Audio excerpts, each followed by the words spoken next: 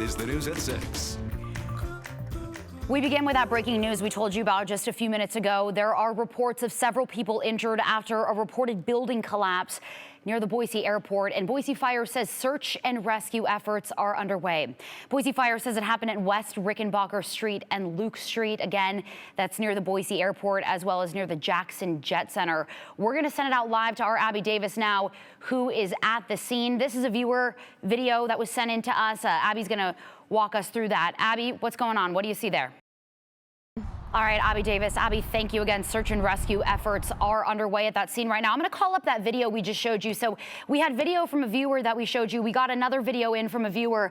Same vantage point from the freeway there. You can see all those police cars and ambulances along that frontage road, and that what appears to be steel building buckling in the middle. And again, that yellow crane appearing to potentially have fallen on that building. We don't know at this time, as Abby said, what caused this this building collapse, but we will keep you posted on that. Our Jude Binkley is now live near St. Alphonsus. Jude, are we hearing of any of these individuals that were injured being transported to St. Al's? The attorneys for the man accused of murdering 4 University of Idaho students in November of 2022 is asking for a change of venue. According to court filings filed today, the defense said, quote, a fair and impartial jury cannot be found in Latah County. They add, quote, enlarging the jury pool will not do anything to overcome the pervasive prejudicial publicity because Latah County does not have a large enough population center to avoid bias in the community. So they're asking for the venue for Kohberger's trial to be moved outside of Latah County. They didn't explicitly say where they would like that trial moved. Kohberger is accused of stabbing Madison Mogan, Xana Kernodle, Kaylee Gonsalves, and Ethan Chapin to death in an off-campus home in November of 2022. As of today, Kohberger's trial date has not been set. On the Capitol Watch now, a bill to allow school staff to carry guns in school is halfway to the governor's desk. It passed the Idaho House today with only a few Republicans giving a red light. State law overrides local policy. So if a school district currently requires a certain class, training with the county sheriff, or any other requirements, this bill overwrites that. And as written, the bill says any teacher, staff, or volunteer with an enhanced concealed carry permit can carry in an Idaho school.